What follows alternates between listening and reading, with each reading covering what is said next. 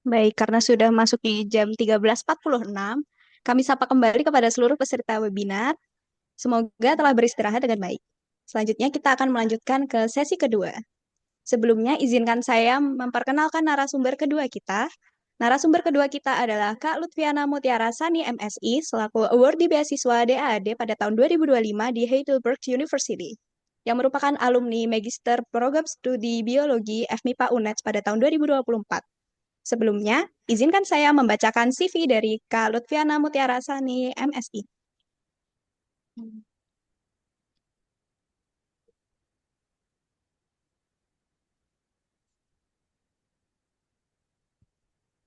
Untuk pendidikan saat ini, Lutfiana Mutiara Sani MSI merupakan PhD studi di Universitas Heidelberg di Jerman yang memulai perkuliahan pada tahun 2025 dan merupakan alumni Magister Biologi pada tahun 2024. Pengalaman profesional yang pernah dilakukan adalah menjadi asisten lecturer pada Faculty of Public Health Muhammadiyah University of Jakarta dan juga pernah menjadi Research and Development Staff Tropical Belt Global Ingredients CO dan juga pernah menjadi tutor Genius Education Center pada tahun 2022. Bidang yang ditekuni oleh pengalaman magang yang pernah dilakukan oleh Kak Lutfiana Mutiara Sari MSI adalah pernah menjadi master internship di Vietnamese German Center for Medical Research, 1OH Military Hospital Vietnam, pernah menjadi intern di Vektor Biologi Research Group Universitas Jember, pernah menjadi laboratory assistant di Biologi Departemen Universitas Jember. Bidang yang ditekuni adalah mosquito-borne disease atau dengue, infectious disease, virologi, biologi molekuler, imunologi, dan diagnostik molekuler. Prestasi akademik yang pernah diraih adalah DAAD German Academic Exchange Service PhD Research Grant Awardee pada tahun 2025, DAID Master Module in Vigicare by Pan ASEAN Coalitions for Epidemic and Outbreak Preparedness PASAP pada tahun 2023, menjadi grantee of Banyuwangi Smart Scholarship of Outstanding Students pada tahun 2021. Kak Lutfiana Mutiara Sani MSI pernah mempublikasikan yang pertama yaitu Diagnostic Challenge of Arboviral Infections and Dengue Virus Serotype Distributions in Febrile Patients in East Java, Indonesia, dan juga Evaluations of Molecular and Serological Diagnostic for Dengue during the 2023 outbreak in Jember, East Java, Indonesia.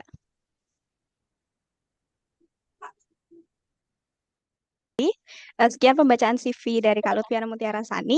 Sebelum kita memulai penyampaian materi, mari kita mengambil dokumentasi terlebih dahulu. Kepada panitia yang bertugas dipersilahkan. Baik, terima kasih untuk seluruh peserta.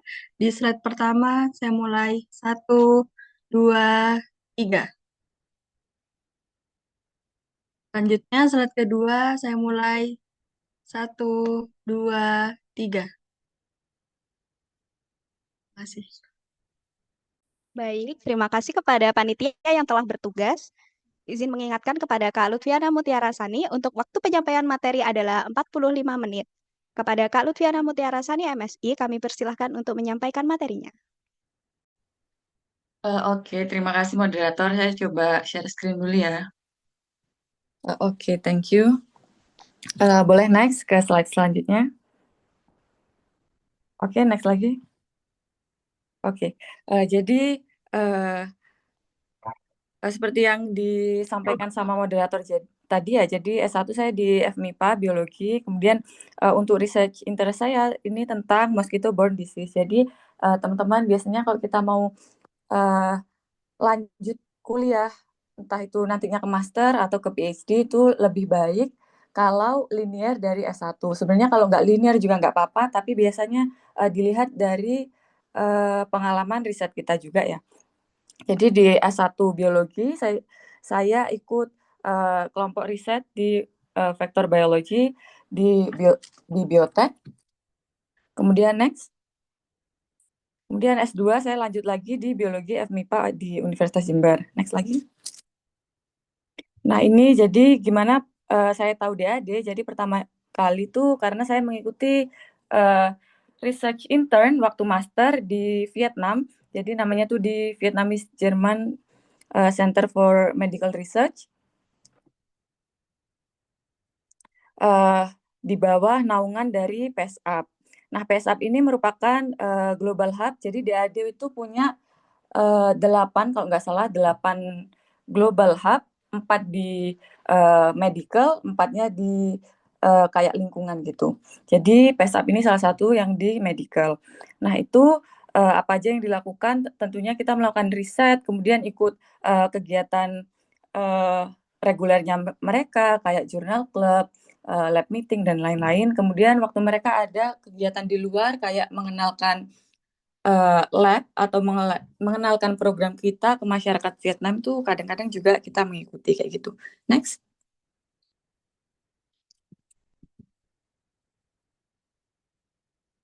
Nah, jadi karena dari PESAP ini program selama 5 tahun ya, jadi mereka mulai dari 2021 sampai 2025, kemudian tahun ini mereka dapat lagi pendanaan yang kedua, jadi pada akhir 2025 itu kita diundang buat Alumni Day. Nah, kebetulan saya dipercaya juga buat diskusi dengan beberapa alumni lain gitu, dari Vietnam, dari Afrika gitu. Next. Nah, kemudian juga alhamdulillah dapat kesempatan buat setidaknya tahu sedikit politik. Nah, waktu itu berencana untuk mengundang Dubes Indonesia yang di Vietnam, tapi dari beliaunya mengundang kita juga untuk diskusi di kedutaan. Begitu. Next. Jadi kita mulai ya untuk materinya. Jadi saya mau mulai dengan kenapa kita penting buat kuliah di luar negeri. Next. Pasti banyak banget manfaatnya. Di sini saya mau summarize buat 5. Jadi yang pasti itu menambah nilai di resume atau di CV kita. Kemudian pasti kita dapat perspektif baru, entah itu dari mentor kita, dari teman-teman juga, karena kan pastinya budayanya beda, terus nationality-nya beda, pasti itu cara berpikirnya juga beda. Kemudian juga kita pasti dapat skill untuk problem solving karena waktu kita di luar negeri itu biasanya kita nggak hanya fokus dengan edukasi aja, akademik, tapi juga dengan kehidupan sosial dengan teman-teman yang lain juga dan kehidupan di lab. Kemudian juga bakal membangun global network dan pasti belajar bahasa baru, entah memperdalam bahasa Inggris kita atau bisa jadi mempelajari bahasa baru di mana kita melakukan studi gitu. Next. Kemudian kenapa Jerman? Teman-teman mungkin hari ini aku mau diskusinya interaktif ya, boleh nggak kalau misalkan nanti aku minta tolong panitia udah aku sampaikan ke Aisyah Hayu ya. Mungkin aku kasih pertanyaan, kalau misalkan ada beberapa dari audiens yang mau jawab, nanti aku kasih sedikit banget tapi ya saldo Shopee Pay, nanti minta tolong panitia buat mencatat siapa aja gitu. Jadi kita mulai di sini dulu. Boleh nggak teman-teman misal 2 orang aja deh yang mau raise hand. Teman-teman ada yang mau berencana kuliah ke luar negeri atau ke Jerman atau khususnya DAD atau kemanapun deh. Kalau misalkan ada yang mau jawab boleh raise hand ya. Boleh perkenalkan terus alasannya kenapa.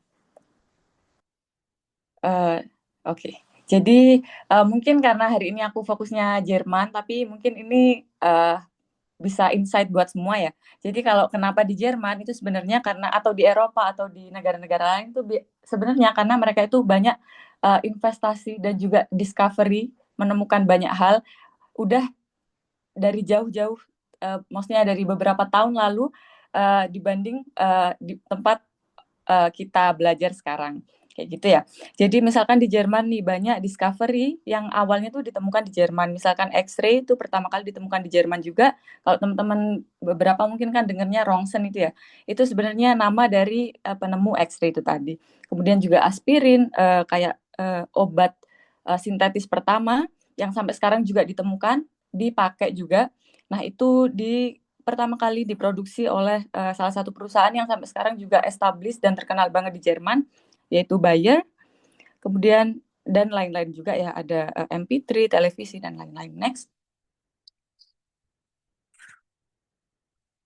Kemudian ini, jadi kalau kita di sains ya, biasanya kan teman-teman mungkin dengernya ada beberapa peneliti itu yang fokusnya pencapaian tertingginya itu sebagai peraih Nobel kayak gitu.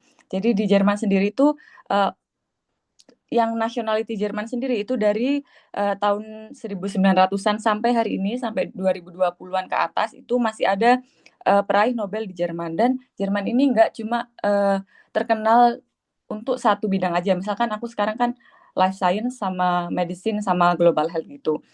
Nah, di Jerman ini nggak hanya bidang itu aja yang bagus, tapi kayak kalau teman-teman lihat di slide itu kan bidang fisika, kimia, bahkan ekonomi juga banyak peraih Nobel dari Jerman. Kemudian secara global peraih Nobel Jerman ini ranking 3 setelah US dan juga UK. Next. Nah ini, jadi kan sekarang aku kuliahnya di Heidelberg, jadi di Heidelberg sendiri mungkin ini sedikit info aja ya. Ada sekitar 56, jadi dari sekitar 116-an tadi ya, itu hampir setengahnya itu berafiliasi entah dari Uni Heidelbergnya sendiri atau dengan kota Heidelbergnya sendiri.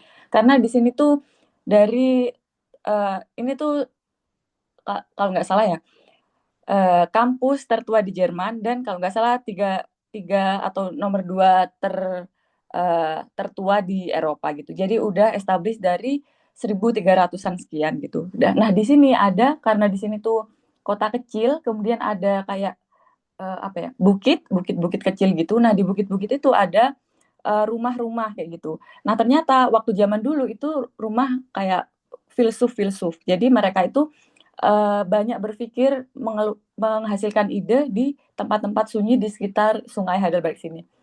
Di sini juga ada jalan buat dulu tempat tinggalnya filsuf-filsuf itu. Nah, salah satunya dari fisika, jadi lebih dari 100 tahun yang lalu itu ada yang penerima Nobel di Heidelberg. Nah, yang terbaru ini ada profesor dari Chemie, jadi di Heidelberg ini sekarang yang lagi terkenal banget, banyak profesor-profesor yang menggunakan high resolution microscopy, ada yang pakai fluorescence dan lain-lain. Jadi ini emang lagi terkenal banget. Dan ada salah satu yang peraih Nobel dan sekarang beliau juga masih di sini gitu. Jadi akses buat expert di bidangnya itu sangat mungkin untuk dijangkau gitu ya teman-teman. Itu salah satu manfaat kalau kita kuliah di luar, apalagi kalau kampusnya itu terkenal dengan hal-hal yang scientific seperti ini. Next.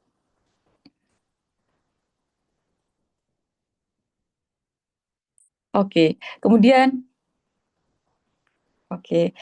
ini selain dari bidang saintifiknya tadi, secara ekonomi juga Jerman ini cukup bagus ya, sangat bagus bisa dibilang. Jadi ada beberapa perusahaan yang terkenal banget, jadi beberapa orang itu kan berencana buat kerja di sini bahkan. Jadi ada banyak sih teman-teman DAD juga, karena bedanya DAD dengan beberapa beasiswa itu kan kita diharapkannya itu buat kontribusi secara global. Jadi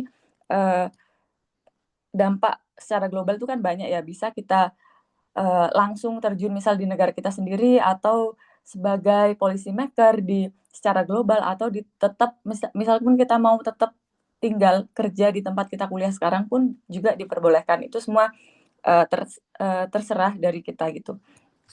Jadi seperti yang teman-teman tahu kan Jerman terkenal banget sama perusahaan-perusahaan mobil ini ya. Mercy, BMW sama Volkswagen ini juga terkenal banget. Kemudian yang aku jelasin tadi, jadi perusahaan farmasi, kemudian mereka juga fokus di agro, itu ada Bayer. Jadi kalau teman-teman lihat kayak pestisida, terus bahan-bahan kimia beberapa yang di pertanian itu juga banyak banget dari Bayer. Kemudian juga di shoes itu ada Puma dan juga Adidas. Kemudian di teknologi di sini juga banyak banget yang jurusannya IT, itu karena banyak perusahaan besarnya juga di sini di Jerman. Jadi Siemens sama SAP. Next. Kemudian secara geografi juga Jerman ini letaknya kayak di tengah-tengah Eropa gitu ya. Jadi dikelilingi negara-negara lain di sekitarnya, kemudian populasinya ini sekitar 84 juta dengan sekitar 13 juta foreigner. Kemudian untuk climate-nya juga ini kan di negara Eropa dengan 4 musim, kemudian kita ini agak di tengah-tengah. Jadi kalau Eropa yang bawah itu mereka lebih sekarang karena ada global warming ini agak cenderung lebih hangat sedikit. Kemudian karena kita di tengah itu berpengaruh sedikit karena aku bidangnya di mosquito-borne disease, jadi aku ngelihat juga gimana climate berpengaruh dengan establishment dari mosquito di Jerman ini khususnya. Nah, itu berpengaruh juga teman-teman. Jadi kan misalnya dulu aku di Jerman nih, S1, S2 di Jerman. Jadi aku taunya nyamuk yang at least sekitar Jawa aja. Untuk nyamuk-nyamuk yang di kayak Papua, Sumatera gitu aja aku pengetahuannya kurang untuk hal-hal itu. Kemudian aku di Jerman dengan teman-teman S3 aku juga kebanyakan itu yang udah berpengalaman secara global. Jadi mereka juga kebanyakan karena aku kemarin fokus malaria, jadi teman-teman itu udah ke Afrika dan lain-lain. Jadi mereka itu tahu secara global. Misalkan di Asia ini spesiesnya apa, terus pengendaliannya apa, kayak gitu-gitu udah tahu. Jadi waktu aku Jerman ini cukup kaget, sedikit kaget karena biasanya kalau di Indonesia kan kita fokusnya apa yang kita tahu di daerah kita aja. Sementara kalau kita udah keluar, kita tahunya itu secara global gitu. Jadi ya kayak gitu. Next. Nah, ini juga ya. Jadi secara ranking juga untuk mahasiswa internasionalnya di Eropa ini Jerman ini nomor 2 setelah UK. Kalau secara global juga beberapa tahun belakangan ini nomor 3 juga setelah US sama UK. Kemudian secara GDP juga Jerman ini nomor 3 setelah US dan US dan Cina. Jadi teman-teman bisa bayangin USA yang sebesar itu, Cina juga yang sebesar itu secara geografi, sementara Jerman ini wilayahnya cukup kecil, tapi dia bisa berada di nomor 3 secara dunia ya. Jadi nggak hanya kita-kita dari negara berkembang yang pengen ke Jerman, tapi aku juga ketemu sama banyak teman-teman Eropa, tapi yang di sekitar kayak di Czech Republic, di Macedonia dan lain-lain gitu, mereka itu pengen kuliah di Jerman karena secara ekonomi Jerman ini kuat banget di antara negara-negara Eropa yang lain kayak gitu. Next. Oke, jadi ini kita mulai untuk materi DAD-nya ya. Jadi kalau teman-teman mau lihat secara keseluruhan itu bisa dikunjungi websitenya DAD. Oke, next. Tapi hari ini aku bahas beberapa beasiswa aja karena DAD ini programnya itu cukup banyak banget. Nah, itu tergantung negara, tergantung jurusan dan lain-lain. Jadi kalau yang belum tahu DAD itu apa sih? Jadi DAD itu organisasi yang independen dari beberapa German institution dan higher education ya teman-teman. Jadi bukan hanya dari pemerintah. Jadi bukan DAD bukan dari pemerintah Jerman gitu. Jadi bisa kalau nggak salah 90% pendanaan dari pemerintah, jadi dari beberapa kementerian. Kemudian mereka juga ada pendanaan dari private sector, jadi dari beberapa perusahaan dan kalau nggak salah ada alumni-alumni gitu juga. Jadi ini independent organization. Membernya itu cukup banyak, ada sekitar 220 lebih universitas dan riset institut, kemudian ada 100 lebih student bodies, kemudian kantor pusatnya itu ada di Bonn. Nah, kemudian ada juga sekitar 63 branch di beberapa negara. Jadi misalkan di Indonesia ini ada kantor DAD itu di Jakarta. Jadi DAD Jakarta ini membawahi negara sekitar kayak Singapura, Malaysia, Timor Leste. Kemudian misalkan di DAD Vietnam. Nah, itu ada branch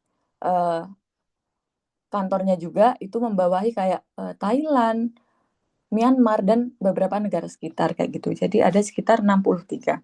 Kemudian ada sekitar 475 instruktur. Jadi selain mengirim mahasiswa ke Jerman, mereka juga mengirim beberapa dosen ke beberapa negara gitu. Kayak misalkan di Indonesia itu ada beberapa dosen DAD yang mengajar kayak di UI, di UGM kayak gitu. Kemudian ada sekitar lebih dari 57.000 resipien setiap tahunnya. Next.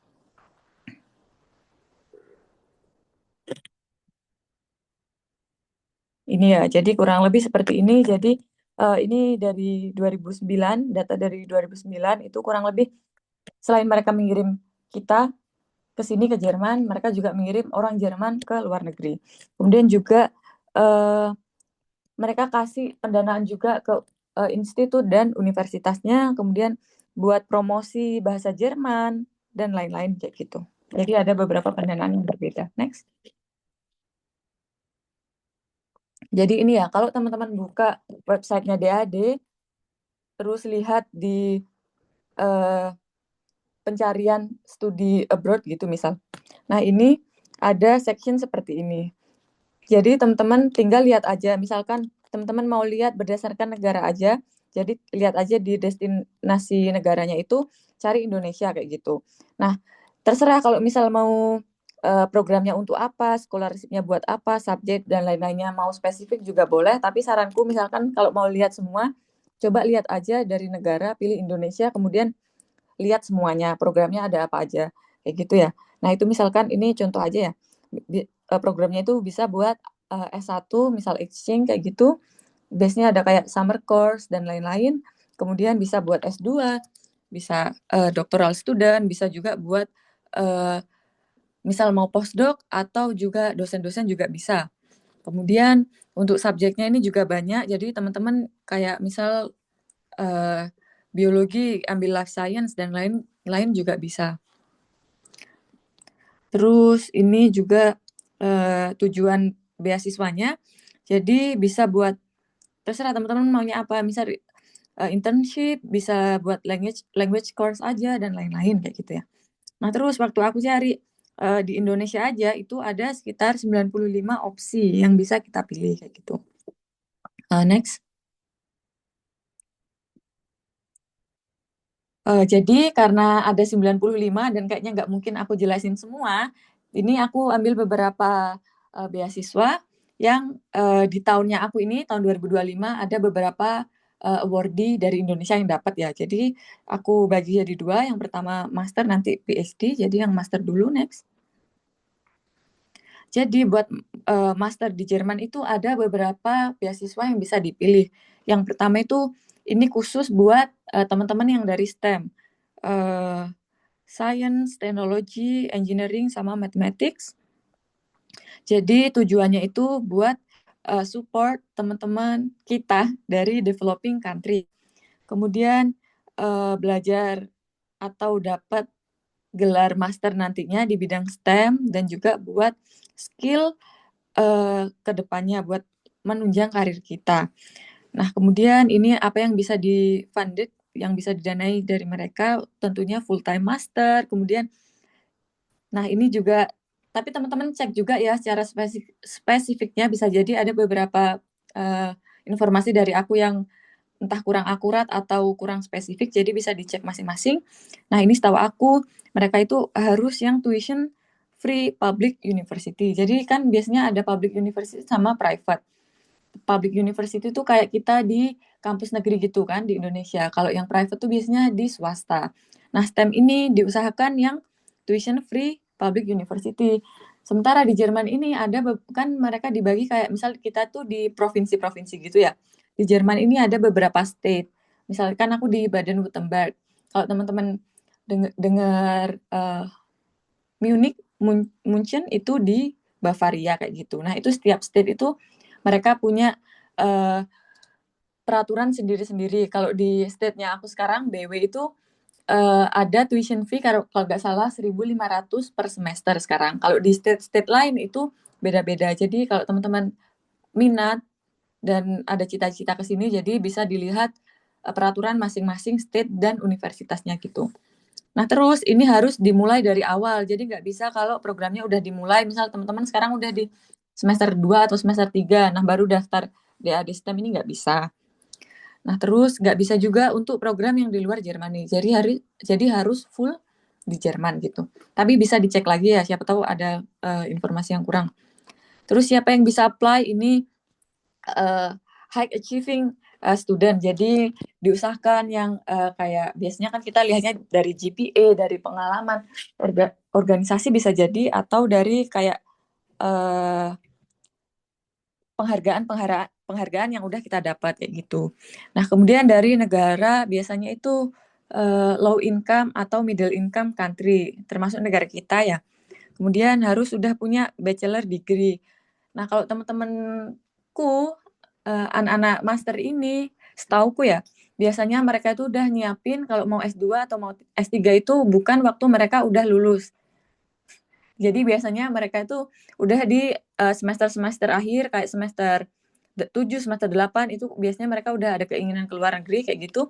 Jadi mereka udah nyiapin nih. Karena kalau STEM kan mereka harus daftar di kampus-kampusnya dulu ya. Jadi daftar dulu ke kampus, terus udah dapat LOE baru bisa daftar STEM. Atau teman-teman bisa juga daftar kampus tapi teman-teman belum dapat LOE, itu bisa juga daftar STEM dan kalian harus include kampus aja apa aja yang pingin didaftar gitu. Jadi kalian udah mention nih aku pengen misal di LMU, misal di Berlin sama di Bonn gitu misal. Nah, terus kalau kalian udah dapat beasiswanya, kalian belum dapat LOE ini juga bisa jadi beberapa temanku ada yang kayak gitu. Nah, terus waktu bikin visa mereka belum punya LOE, itu nanti struggle-nya di situ ya. Tapi teman-teman harus tetap dapat LOE dari salah satu dari kampus yang udah di-mention di awal tadi. Jadi nggak boleh dari kampus lain dari 3 itu kayak gitu. Nah, terus nggak bisa daftar kalau teman-teman udah punya master. Durasinya berapa? Biasanya ini bisa 10 sampai 24 bulan, tergantung dari programnya. Biasanya mulai ini Oktober setiap tahun. Jadi kalau tahun ini berarti Oktober 2026 nanti gitu. Gitu. Jadi biasanya kita dapat language course juga. Next. Ini jadi ada juga salah satu yang dapat di kalau nggak salah dia performing arts atau apa gitu. Pokoknya di arts, desain sama film. Jadi di industri kreatif itu juga bisa. Jadi misal teman-teman dari arts atau creative field bisa belajar ke sini ke Jerman. Kemudian tujuannya tuh buat building international network juga kan sama experience. Kemudian develop the artistic skill juga. Kemudian yang bisa di funding ini juga hampir sama, pasti full time ya. Terus ini ada 2, ada yang master degree atau berdasarkan project aja. Kalau master degree pasti full, kalau berdasarkan project ini 1 tahun aja berdasarkan project gitu. Jadi projectnya aja gitu. Yang bisa daftar jadi pasti dari teman-teman yang dari kreatif, kemudian dari developing countries termasuk dari Indonesia. Programnya ini juga kurang lebih sama 10 sampai 24 bulan. Next. Nah, ini ada dari EPOS. Jadi kalau tadi biasanya teman-teman yang dapat STEM itu kalau nggak salah kebanyakan sih yang fresh graduate, tapi kalau EPOS ini beda. Jadi diharuskan punya 2 tahun pengalaman kerja gitu. Jadi tujuannya buat train future leader dari negara-negara yang developing country ini, kemudian support bisa master atau PhD kalau EPOS. Kemudian fokusnya ini di sustainable development. Jadi biasanya bisa di bidang pendidikan, kesehatan atau poverty. Ada juga yang dari kalau nggak salah itu renewable energy gitu juga banyak. Kemudian yang bisa di-funding juga kurang lebih sama ya. Yang bisa daftar, nah ini. Jadi teman-teman harus punya minimum 2 tahun work experience. Kemudian kalau ada yang tanya ada maksimal tahun nggak? Kalau nggak salah yang EPOS ini maksimal 6 tahun dari teman-teman lulus. Jadi misal mau daftar master, jadi bisa misal teman-teman lulus di 2023 gitu masih bisa. Tapi kalau udah lebih dari 6 tahun ke belakang itu nggak bisa. PhD juga kayak gitu. Durasinya tergantung dari program juga ya. Next.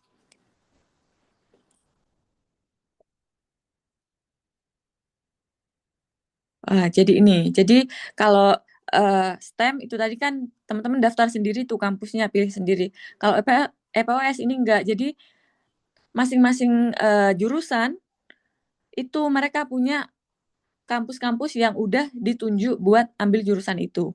Jadi misalkan teman-teman aku ambil dari medicine sama public health ya, yang aku tahu.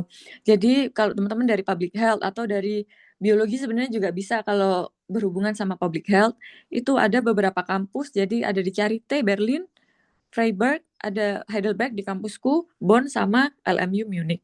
Jadi kalau teman-teman dari public health, jadi teman-teman cuma bisa daftar di kampus ini doang. Nah, daftarnya kalau yang lain tuh berdasarkan DAD negara, jadi negara nanti yang seleksi kita, DAD yang di Indonesia, tapi kalau EPOS ini enggak, jadi dari kampusnya. Jadi misalkan teman-teman mau daftar di 2 kampus deh, Charité sama Uni Heidelberg.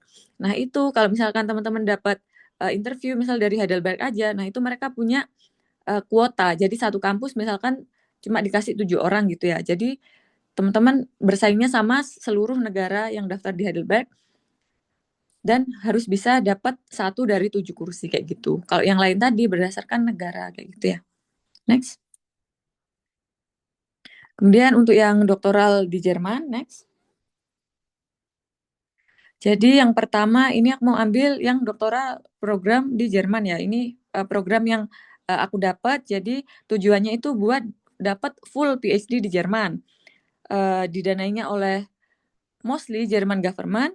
Kemudian tujuannya buat support future researcher, scientist, dan juga akademik. Apa yang bisa didanai? Jadi kalau di beberapa negara, Jerman ini salah satunya, itu ada 2 tipe PhD. Jadi yang pertama itu individual PhD, jadi kita kerja sama satu profesor aja nih, satu supervisor, kayak gitu. Kita misal bawa proposal kita sendiri, kita nulis proposal, ngajuin ke satu profesor dan di mentor sama beliau gitu. Kemudian yang kedua ini structural PhD program. Kalau di Heidelberg di kampusku dan kebanyakan kampus sekarang udah structural.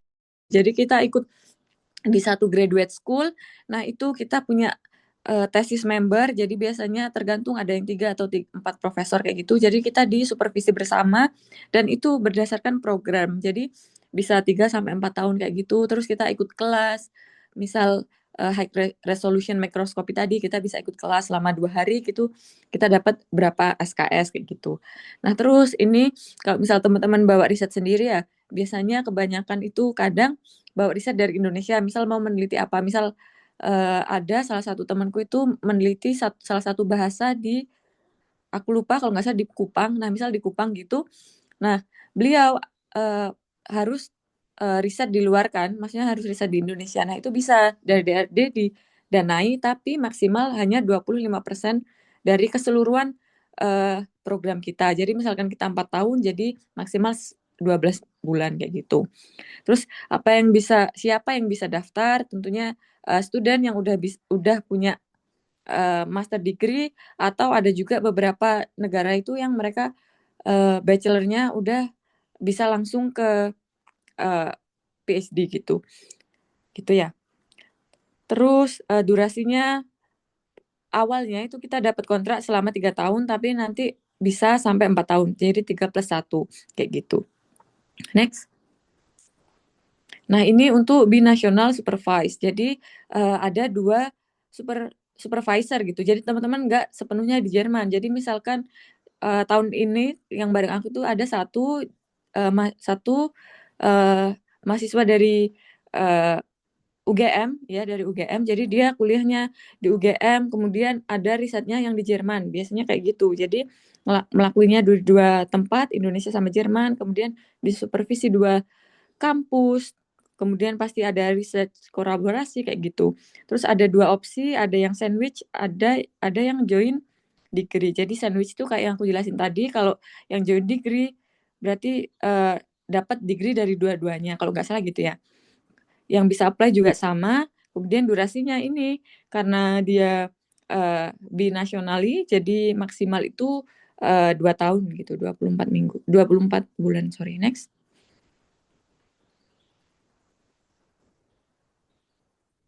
Oke, jadi kurang lebih kayak gitu ya. Kalau yang lain-lain teman-teman bisa cek sendiri di websitenya DAD, mana yang lebih suitable buat teman-teman masing-masing gitu. Jadi buat selection sama dokumen preparation-nya, next. Ini, jadi karena tiap program itu mintanya beda-beda, jadi ini aku summarize aja buat kurang lebih apa yang mereka mau kayak gitu ya. Kalau teman-teman ada pertanyaan yang khusus nanti boleh ditanyain di sesi diskusi nanti. Jadi kurang lebih itu ada 3 komponen yang dinilai. Jadi yang pertama itu academic qualification, jadi biasanya GPA kayak IPK kita gitu, tapi itu bukan hal yang utama. sama academic performance. Jadi misal kita punya dapat awards, misal kita ikut lomba apa dan menang lomba apa gitu, pasti itu lebih mendukung gitu ya. Kemudian language skill, jadi kita harus punya sertifikat kalau nggak salah IELTS, tapi mintanya nggak tinggi-tinggi banget kok, kalau nggak salah minimal 6. Kalau TOEFL, IBT, aku kurang tahu sekarang berapa, bisa dicek. Kemudian juga punya relevan experience ya. Jadi kalau misalkan STEM tadi, kalau teman-teman dari engineering ya daftar selanjutnya engineering kayak gitu. Kemudian kalau PhD biasanya diutamakan yang udah punya pengalaman, entah pengalaman kerja atau intern kayak gitu pasti diutamakan banget. Ya kayak gitu. Jadi yang berhubungan. Jadi misalkan kan aku dari biologi nih, kemudian aku research-nya, internship-nya lebih ke medical atau global health kayak gitu karena kemarin kan di rumah sakit di Vietnam. Nah itu aku nggak harus ambil jurusan di biologi lagi waktu S3 ini. Jadi bisa antara dua itu kayak gitu. Kemudian yang kedua pasti quality dari aplikasi kita ya. Yang pertama motivation letter. Jadi semua program tadi pasti minta motivation letter. Nah itu diusahakan yang personal ke kita ya teman-teman. Jadi jangan nulis misalkan di CV kita udah nulis semua nama, degree dan lain-lain. Jadi kalau nulis motivation letter jangan menulis ulang apa yang ada di CV. Misal dimulai dari misal namaku Tiara, aku dari Indonesia, itu kalau bisa hindari yang kayak gitu. Jadi nulis motivation letter itu yang benar-benar secara personal kenapa kita mau S3. Misal kenapa kita mau S3 di kampus ini, kenapa kita mau S3 di Jerman, kenapa jurusan ini kayak gitu. Gitu. Kemudian studi plan atau ini juga masuknya bisa di aku kurang tahu kalau S2 biasanya mereka ngajuin apa aja planningnya mereka kayak gitu. Kemudian kalau S3 kita harus punya research proposal. Jadi kita nulis sendiri research proposal kita dan udah di ACC sama calon supervisor kita kayak gitu. Jadi kita nulis bareng, kita nulis terus supervisor udah revisi kayak gitu. Terus portofolio. Jadi kalau misal PhD karena kita mau riset jadi kita punya proposal. Kalau buat yang arts dan lain-lain itu kan kita dari mana lihatnya, pasti kan dari portofolionya. Kemudian plannya kita ini juga harus jelas. Misalkan ambil program yang 2 tahun. Nah, kenapa 2 tahun ini kita mau ngapain aja? Kemudian misal mau belajar bahasa Jerman, aku mau internship, aku mau ini itu dijelaskan kayak gitu. Kemudian yang terakhir ini potensi dari kita ya. Nah, ini juga ditulis biasanya di motivation letter. Career goals-nya itu apa? Misalkan misalkan dari teman-temanku ya, kan ada yang dosen. Jadi beliau ya pasti dengan ilmu yang didapat di Jerman pasti diimplementasikan lagi ke Indonesia, diajarkan, disebarkan ke murid-muridnya. Nah, ada juga yang misalkan kerja di BRIN. Jadi pokoknya tergantung teman-teman maunya apa dan ini nggak harus spesifik pulang ke Indonesia. Jadi misalkan kalian mau jadi future leader, misal aku di global health nih. Nah, aku pengen kontribusiku ini nggak hanya buat Indonesia, tapi aku pengennya buat global. Misal aku bisa punya satu langkah kecil join buat di WHO misalkan. Nah, itu kan nggak apa ya? Nggak hanya global kan, tapi kan Indonesia kan pasti juga dapat manfaatnya kayak gitu. Kemudian juga motivasi buat ke Jerman ini apa kayak gitu ya. Kemudian impact buat kedepannya kayak yang aku jelasin tadi. Kemudian ekstrakurikuler atau leadership, misal teman-teman punya pengalaman apa kayak gitu. Nah, jadi ini kurang lebihnya ini 3 yang membedakan. Kalau work experience itu penting buat EPOS, kemudian kalau arts itu portofolio, kemudian PhD ini research proposal. Next.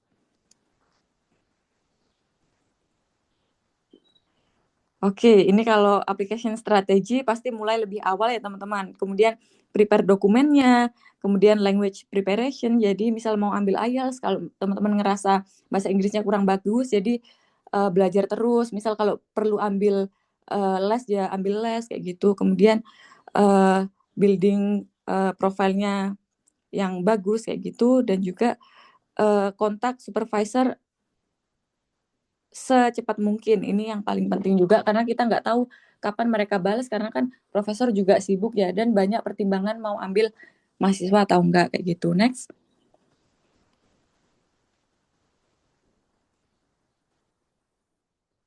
Ini buat benefit sama fundingnya. Next.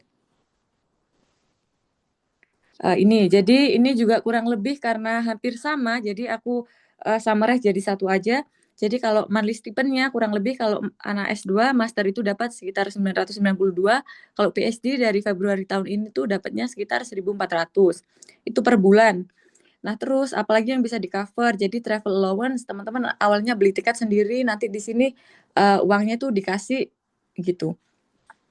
Kemudian health insurance kita juga dikasih, kemudian ada research allowance 460 euro per tahun. Jadi tiap Oktober itu kita dikasih uang 460 euro. Itu terserah misal mau beli laptop, misal juga katanya boleh kalau kita mau beli kayak baju winter dan lain-lain kayak gitu. Kemudian additional support ini kalau misal kita rent subsidi, rentnya itu mahal. Nah, itu bisa dapat kelebihan kayak gitu. Kemudian kalau misal udah punya keluarga, punya suami, punya istri, punya anak gitu, bisa juga dapat family allowance. Ya, kemudian dapat language support juga. Jadi kita dapat les bahasa. Next.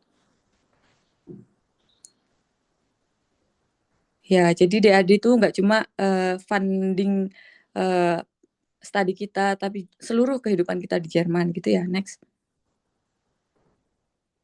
Jadi ini sharing sedikit aja pengalaman sejauh ini yang udah aku lalui.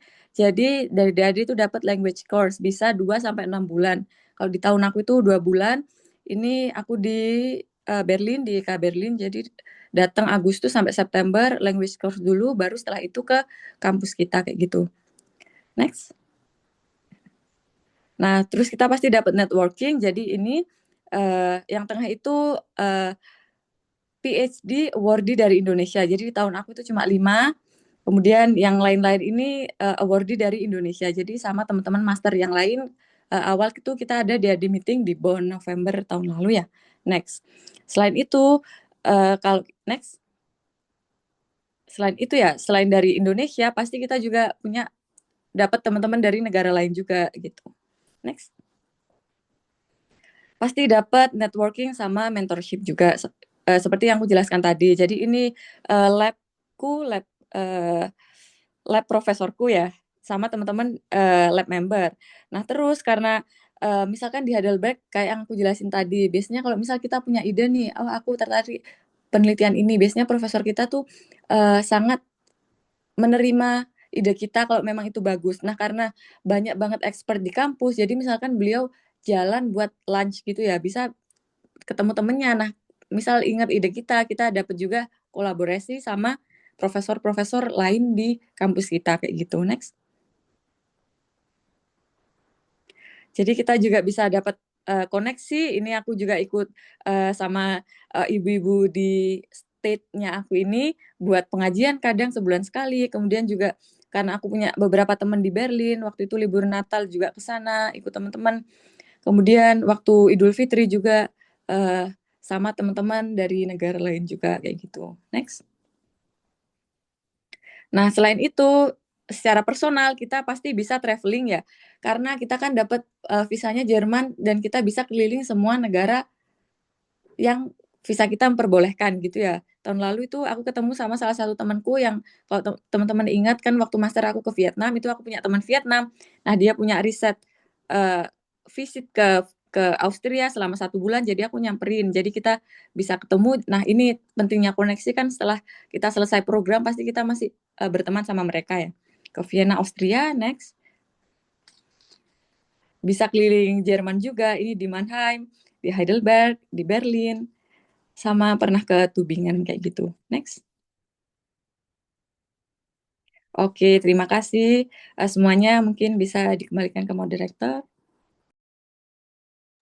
Terima kasih banyak kepada Kak Lutfiara Mutiara Sani atas penyampaian materi yang sangat informatif dan sangat menakjubkan. Jujur dari saya sendiri sangat kagum Kak, karena dari saya sendiri masih belum ada pikiran untuk melanjutkan PhD kemana, dan ini adalah insight yang sangat bagus dari Kak Tiara. Terus selanjutnya untuk Saat ini kita akan memasuki sesi diskusi selama kurang lebih 10 menit. Kepada para peserta bisa mengajukan pertanyaan melalui fitur chat dan juga menggunakan fitur raise hand.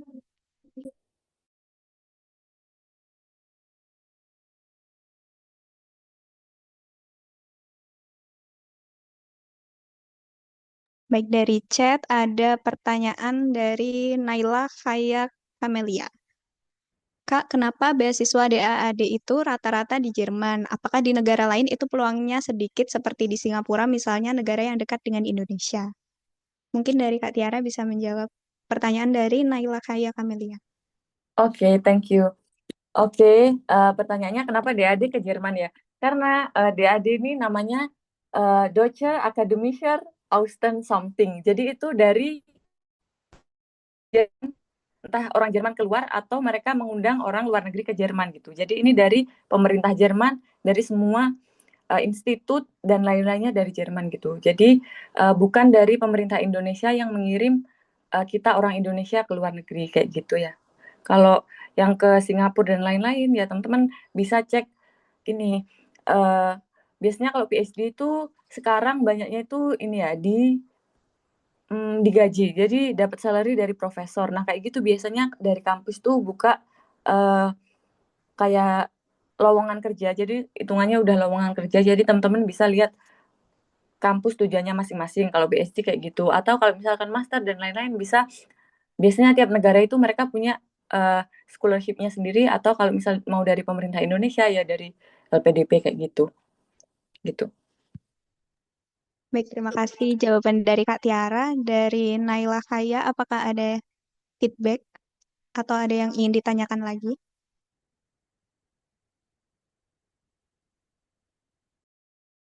Baik, terima kasih kepada Naila Khaya atas pertanyaannya. Kepada seluruh peserta, jika ada yang ingin ditanyakan bisa menggunakan fitur chat dan juga fitur raise hand.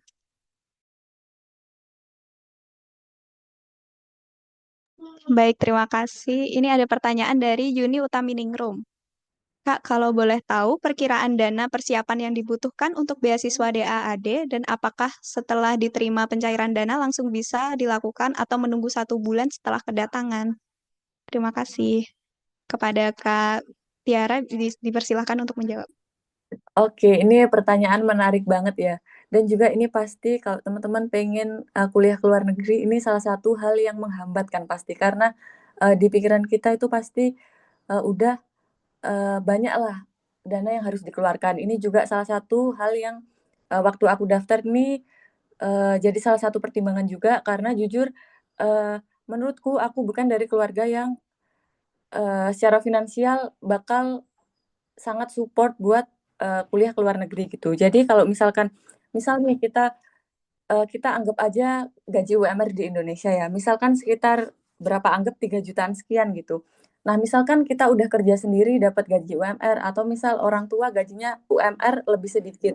Sementara kita buat tes bahasa kayak IELTS kayak gitu aja kan mahal ya, teman-teman. Sekali tes bahasa itu kan sekarang aku kurang tahu mungkin 3.100.000 sekian ya. Nah, pasti kan pertimbangannya aku udah kerja 1 bulan, terus aku buat tes bahasa udah habis uang segini, pasti kan kayak takut buang-buang uang gitu kan. Nah, itu jadi teman-teman perlu benar-benar dipersiapkan dan menurutku jangan takut ya. Maksudnya kalau kita punya keinginan tuh pasti jalannya ada aja kayak gitu. Jadi kalau misal nggak bisa langsung setelah lulus atau lagi kuliah nggak bisa langsung daftar karena mungkin nggak punya eh, saving sendiri yang cukup banyak atau mungkin dari orang tua belum bisa support secara keseluruhan. Kalau teman-teman emang tekadnya besar itu disiapkan benar-benar sendiri gitu. Jadi entah itu ambil kerja part time atau gimana atau savingnya sendiri itu benar-benar dipersiapkan ya. Nah, kalau berapa yang diperlukan menurutku yang paling banyak ini dari awal.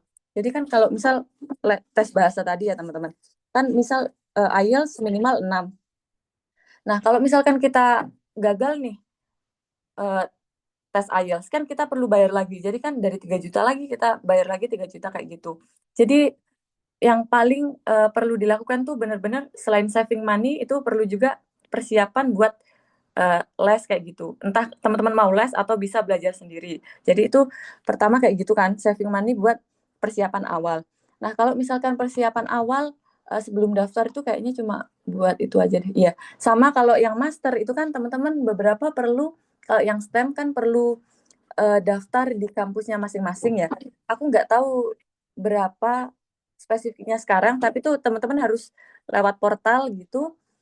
Terus teman-teman daftar ke tiap kampus itu berapa euro gitu.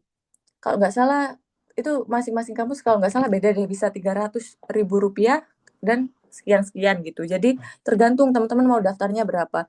Jadi buat benar-benar saving money, kalian harus persiapkan profilnya sekuat mungkin dulu sebelum berani buat daftar. Habis itu kalau misal kita udah diterima, itu banyak lagi sih keperluannya. Pasti kan buat ini, misal ini deh, misal kita dipanggil interview, nah itu kan harus ke Jakarta. Online juga bisa. Kalau ke Jakarta kan, anggap kita dari Jember tuh, kan berapa tuh ke Jakarta, misal naik kereta kan bolak-balik kayak gitu. Itu dihitung lagi udah berapa ratus ribu.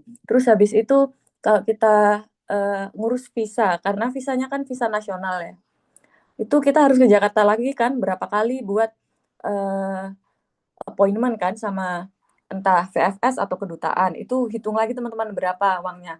Kalau visanya tuh gratis dari DAD, didanai mereka, kemudian habis itu kita perlu lagi ini, apa namanya, tiket buat ke Jerman ya, tiket buat ke Jerman berapa.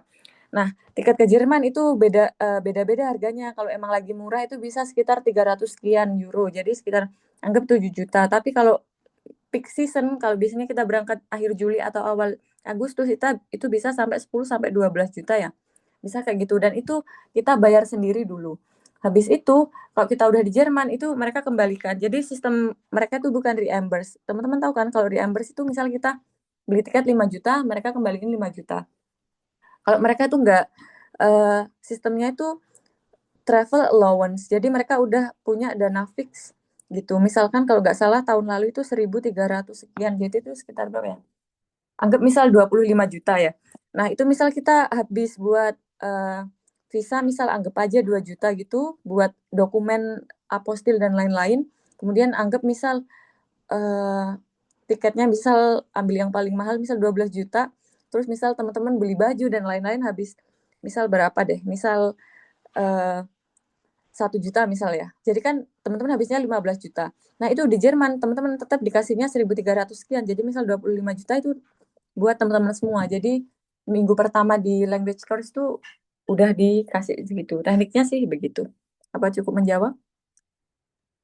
Terima kasih atas jawabannya Kak Tiara dari Uni Utaminingrum. Apakah ada feedback atau ada yang ingin ditanyakan lagi?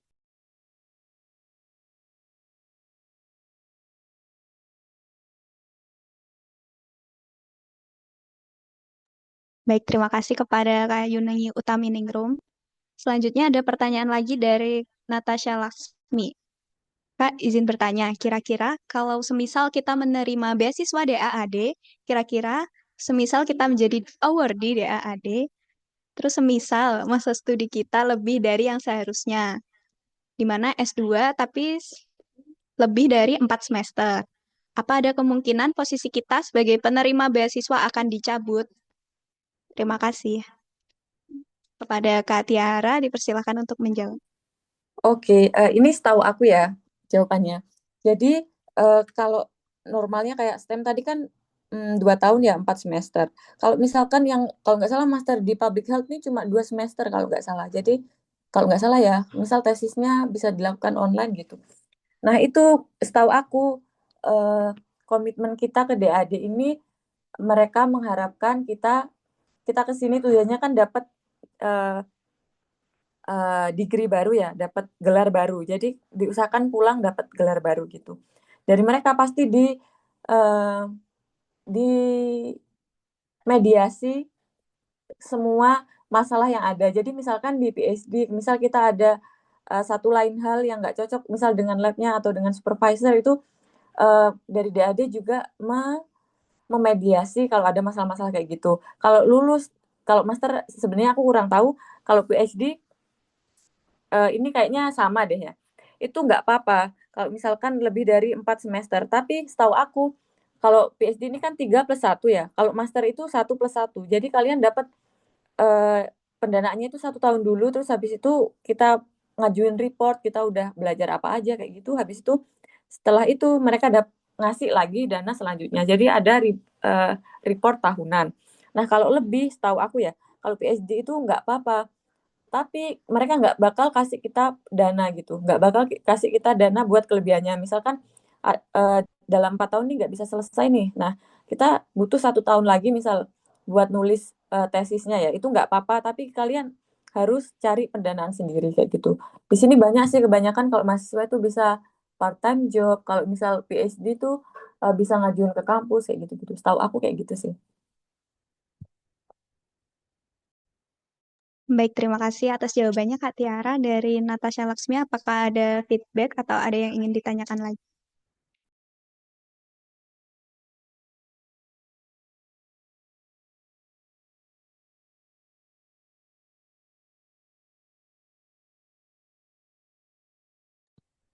Baik, terima kasih kepada Natasha Laksmi atas pertanyaannya. Tidak terasa waktu diskusi 10 menit telah berakhir. Baik, dengan berakhirnya sesi diskusi kedua, maka seluruh rangkaian sesi inti pada acara hari ini telah berakhir. Kami mengucapkan terima kasih yang sebesar-besarnya kepada kedua pemateri kita tadi yang atas pemaparan materi yang sangat bermanfaat dan juga informatif. Selanjutnya, saya kembalikan kepada Kak Novi selaku Master of Ceremony untuk menutup rangkaian acara pada hari ini. Terima kasih kepada para peserta dan juga pemateri. Saya kembalikan ke Kak Novi. Terima kasih Kak Aisyah. Memasuki acara yang kelima, yaitu sesi dokumentasi, kepada panitia yang bertugas dipersilakan.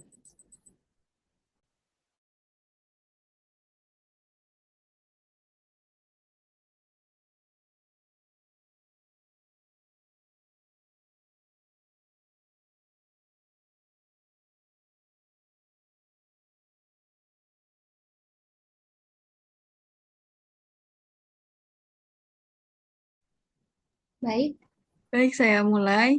Eh, Slide pertama, 1, 2, 3.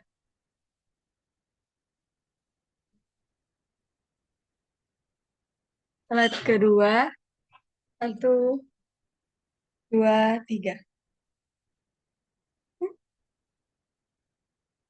Baik, terima kasih.